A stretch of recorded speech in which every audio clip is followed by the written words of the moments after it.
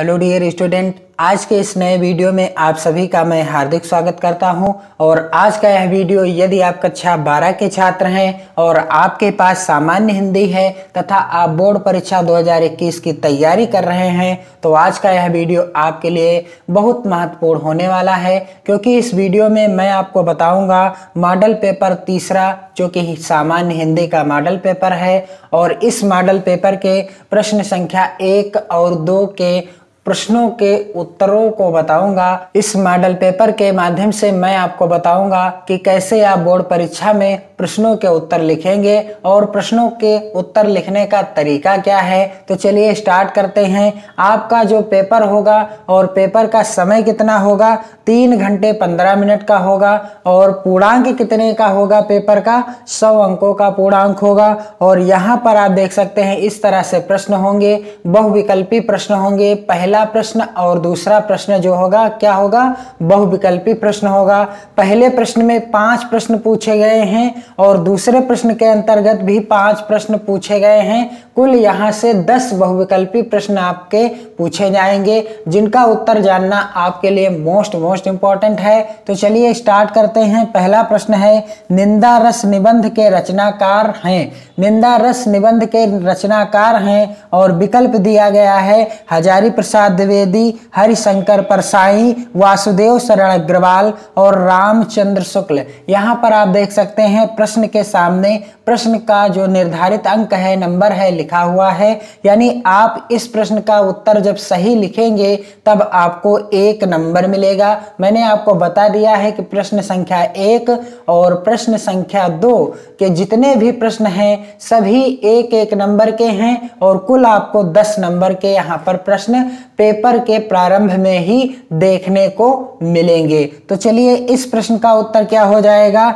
इस प्रश्न का उत्तर हो जाएगा कुछ इस तरह से। आपको करना क्या है, आपको इस तरह से लिखना है प्रश्न उत्तर नंबर 1 का, और प्रश्न उत्तर नंबर 1 का कौन सा विकल्प सही है, हरिशंकर परसाई। यहाँ पर देख सकते हैं आप, निंदा रस निबंध के रचनाकार कौन हैं, हरिशंकर परसाई। तो यहाँ पर आपको दूसरा विकल्प सही है तो आप यहाँ पर दूसरा विकल्प इस तरह से लिख देंगे और सही वाला ऑप्शन लिख देंगे हरिशंकर परसाई। निंदा रस निबंध के लेखक कौन हैं, हरिशंकर परसाई। अगला प्रश्न जो पूछा गया है वह भी 1 नंबर का है और इस तरह से जब आप लिखेंगे तब आपका 1 नंबर जरूर मिलेगा। और अगला प्रश्न यहाँ पर देख सकते हैं आप, दूसरा प्रश्न है, चिंतामणि निबंध संग्रह के रचनाकार हैं और विकल्प हैं मुंशी प्रेमचंद, श्याम सुंदर दास, आचार्य रामचंद्र शुक्ल या गुलाब राय। तो इस प्रश्न का उत्तर क्या हो जाएगा,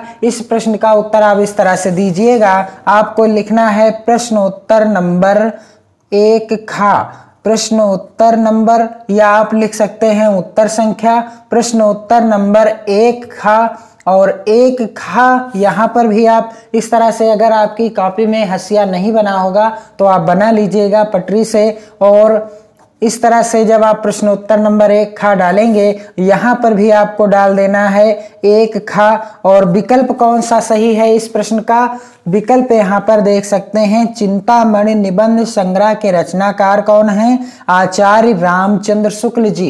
तीसरा विकल्प सही है, इसलिए यहाँ पर आप 3 नंबर डाल करके आचार्य रामचंद्र शुक्ल जी का, या विकल्प जो सही है उसी का नाम आपको लिख देना है, आचार्य रामचंद्र शुक्ल जी। प्रश्न संख्या 1 गा के अंतर्गत पूछा गया है कि बाबू गुलाब राय द्वारा रचित मेरी असफलताएं किस विधा पर आधारित रचना है। और यह प्रश्न भी 1 नंबर का है। आप देख सकते हैं सामने अंक लिखा हुआ है।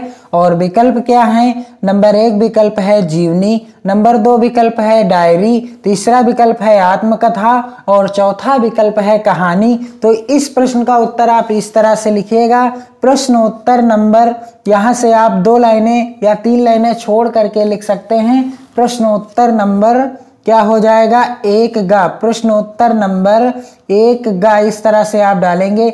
ब्लैक पेन से या स्केच से आप डाल सकते हैं और यहाँ से आप स्केल से या पटरी से लाइन खींचेंगे और बहुत अच्छी सी लाइन खींचिएगा। और इधर भी आपको हाशिए में भी लिखना है एक गा। और कौन सा विकल्प सही है, यहाँ पर आप प्रश्न में देख सकते हैं कि बाबू गुलाब राय द्वारा रचित मेरी ये सफलताएं किस विधा पर आधारित रचना है। तो इसका राइट आंसर क्या हो जाएगा, आत्मकथा। किस विधा पर आधारित है, आत्मकथा विधा पर आधारित रचना है। तीसरा विकल्प सही है, इसलिए आपको यहाँ पर 3 नंबर लिख करके, और जो विकल्प में लिखा है आत्मकथा, आत्मकथा, इस तरह से आपको लिख देना है। और अगला प्रश्न है, एक घा के अंतर्गत कलम का सिपाही जीवनी विधा के लेखक हैं, और यह प्रश्न भी 1 नंबर का आया है। और विकल्प क्या है, पहला विकल्प है अमृत राय, दूसरा है यशपाल, तीसरा विकल्प है जैनेन्द्र कुमार, चौथा है मुंशी प्रेमचंद। तो इस प्रश्न का उत्तर क्या हो जाएगा, और मैं आपको बता दूं कि कलम का सिपाही किस विधा की रचना है, प्रश्न इस तरह से भी आता है। तो कलम का सिपाही जीवनी विधा की रचना है, आपको याद रखना है। यहां पर पूछा गया है कि कलम का सिपाही जीवनी विधा के लेखक कौन हैं, तो आपका उत्तर क्या हो जाएगा, आपको कॉपी पर लिखना है इस तरह से, प्रश्नोत्तर नंबर 1 घा, प्रश्नोत्तर नंबर 1 घा आपको डाल देना है इस तरह से, अच्छे से, काफी अच्छे से आप डालेंगे राइटिंग बनाते हुए 1 घा। और यहाँ पर आपको क्या करना है, हाशिए में भी 1 घा लिख देना है, 1 घा इस तरह से। फिर आप जो विकल्प सही है उसी को लिख देना है। प्रश्न में देख सकते हैं कलम का सिपाही जीवनी विधा के लेखक हैं, कौन है, राइट आंसर है अमृत राय। पहला विकल्प सही है, इसलिए यहाँ पर आप 1 अंक डाल करके अमृत राय जो विकल्प में दिया गया है वही आपको लिखना है, अमृत राय। कलम का सिपाही जीवनी विधा किसकी रचना है, अमृत राय जी की रचना है। अगला प्रश्न 1 अंगा के अंतर्गत पूछा गया है कि ब्राह्मण पत्रिका के संपादक थे, और विकल्प है प्रताप नारायण मिश्र, गुलाब राय, बालकृष्ण भट्ट, महावीर प्रसाद द्विवेदी। 1 नंबर का प्रश्न है, मोस्ट इंपोर्टेंट प्रश्न है, कई बार बोर्ड परीक्षा में आया हुआ है। तो इस प्रश्न का उत्तर क्या हो जाएगा, इस प्रश्न का उत्तर हो जाएगा, सबसे पहले आपको इस तरह से लिखना होता है, प्रश्नोत्तर नंबर 1 अंगा का कौन सा सही है। यहाँ पर आप इस तरह से हाशिए में भी आपको लिख देना है 1 अंगा, और विकल्प कौन सा सही है, विकल्प जो सही है उसी को आपको लिखना है। ब्राह्मण पत्रिका के संपादक कौन थे, या संपादक थे प्रताप नारायण मिश्र, गुलाब राय, बालकृष्ण भट्ट या महावीर प्रसाद द्विवेदी। तो उत्तर क्या हो जाएगा, प्रताप नारायण मिश्र। कौन सा विकल्प सही है, पहला विकल्प सही है, 1 नंबर डाल करके आप लिख देंगे प्रताप नारायण मिश्र, प्रताप नारायण मिश्र। कई बार बोर्ड परीक्षा में प्रश्न आया हुआ है, ब्राह्मण पत्रिका के संपादक प्रताप नारायण मिश्र, राइट आंसर है प्रताप नारायण मिश्र। अब आप देख सकते हैं प्रश्न 2 का के अंतर्गत पूछा गया है कि कृष्ण काव्यधारा के कवि नहीं हैं। विकल्प में दिया गया है कि नंददास, चतुर्भुजदास, नाभादास या सूरदास। तो उत्तर क्या हो जाएगा, कृष्ण काव्यधारा के कवि नहीं हैं, कौन सा सही है। तो इस प्रश्न का उत्तर हो जाएगा प्रश्नोत्तर नंबर, इस तरह से आपको लिखना है अच्छे से राइटिंग बना करके, प्रश्नोत्तर नंबर 2 का कौन सा विकल्प सही है, यहाँ पर आप देख सकते हैं। और इस तरह से इधर भी आपको डालना है 2 का, इस तरह से। फिर आपको क्या करना है, फिर आपको करना है विकल्प में जो सही है वही लिख देना है। यहाँ पर आप देख सकते हैं कौन सा विकल्प सही है, कृष्ण काव्यधारा के कवि नहीं है, विकल्प सही है तीसरा। और यहाँ पर आपको 3 नंबर इस तरह से डाल करके उत्तर लिख देना है, कौन सा विकल्प है, नाभादास। कौन सा, नाभादास कृष्ण काव्यधारा के कवि नहीं है, यही उत्तर सही है। अगला प्रश्न 2 खा के अंतर्गत पूछा गया है मॉडल पेपर में कि भारतीय ज्ञानपीठ पुरस्कार नहीं मिला। यहाँ पर विकल्प आप देख सकते हैं, सुमित्रा नंदन पंत को, मैथिली शरण गुप्त को, रामधारी सिंह दिनकर को या महादेवी वर्मा को। तो आपको बताना है कि दिए गए विकल्पों में से या दिए गए कवियों में से किसे भारतीय ज्ञानपीठ पुरस्कार नहीं मिला। तो इसका उत्तर क्या हो जाएगा, प्रश्नोत्तर नंबर प्रश्नोत्तर नंबर हो जाएगा 2 खा।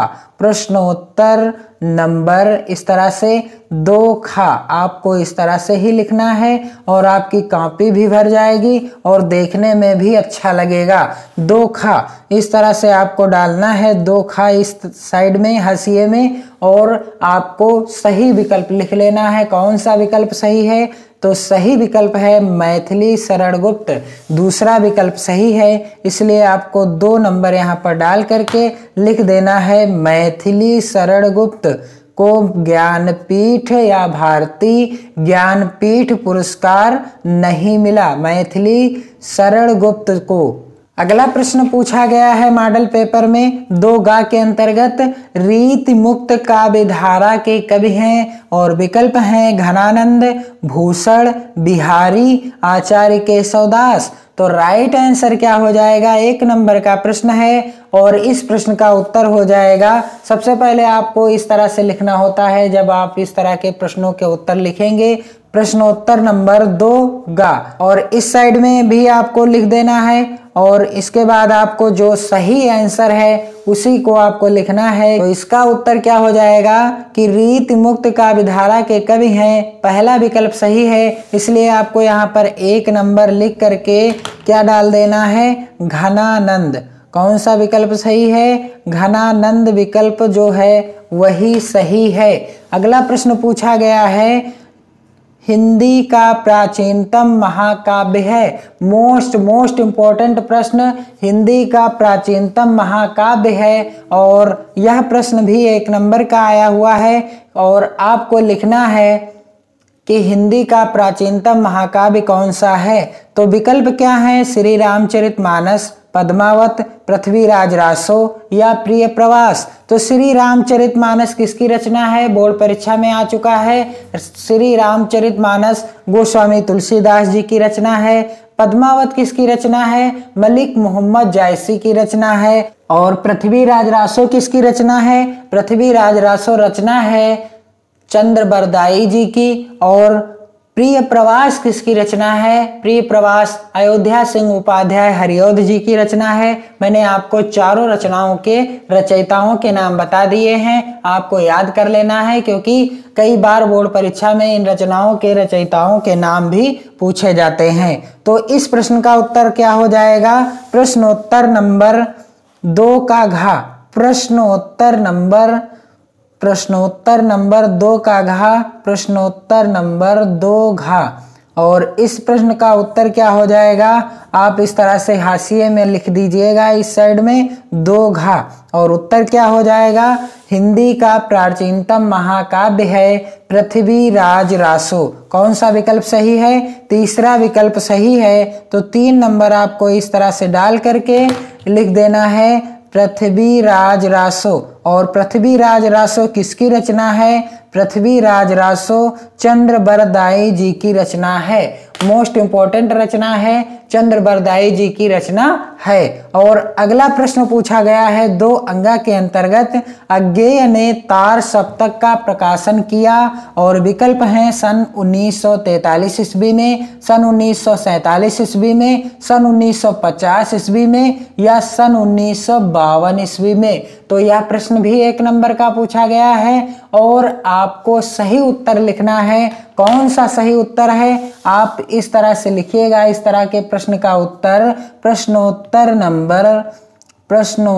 नंबर 2 का अंगा है, इसलिए आपको इस तरह से लिख देना है। इस साइड में भी हाशिए में भी डाल देना है ताकि अच्छा लगे। और जो राइट आंसर है उसका नंबर डाल करके अज्ञेय ने तार सप्तक का प्रकाशन किया। कौन सा सही है? पहला विकल्प सही है, इसलिए पहला नंबर डाल करके आपको लिख देना है सन 1943 में। मोस्ट इंपॉर्टेंट प्रश्न है, कई बार बोर्ड परीक्षा में आ चुका है कि अज्ञेय ने तार सप्तक का प्रकाशन कब किया? सन 1943 में। इस तरह से जो विकल्प में लिखा होगा वही आप लिखेंगे। सन 1943 में अज्ञेय जी ने तार सप्तक का प्रकाशन किया। और प्रश्न कभी कभी बनता है कि तार सप्तक का प्रकाशन किसने किया, तो उत्तर हो जाएगा अज्ञे जी ने किया। तो इस तरह से आप इसी तरह के जो प्रश्न पूछे जाएंगे, प्रश्न संख्या 1 के जितने भी प्रश्न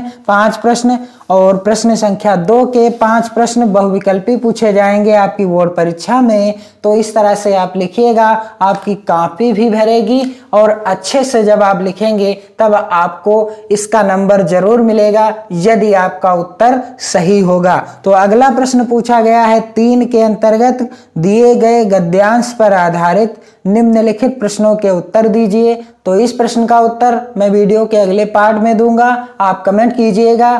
तो इस वीडियो को आप अपने मित्रों में शेयर जरूर कीजिएगा और वीडियो को लाइक करने के साथ साथ यदि आप चैनल पर पहली बार आए हैं तो चैनल को सब्सक्राइब कर लीजिए ताकि आपको नोटिफिकेशन मिलता रहे और अपनी आप बोर्ड परीक्षा की तैयारी बेहतर ढंग से करते रहें, क्योंकि आपका एग्जाम जो है, परीक्षा जो है आ रही है आपके करीब। तो आपको कमर कस के तैयारी करनी है बोर्ड परीक्षा की, ताकि आपको अच्छे नंबर मिल सकें और आप अपना और अपने माता पिता का नाम रोशन कर सकें। इसी उम्मीद और आशा के साथ कि आप चैनल को सब्सक्राइब जरूर करेंगे, वीडियो को लाइक और शेयर जरूर करेंगे। मस्त रहिएगा, खुश रहिएगा, खुशियां बांटते रहिएगा। जय हिंद।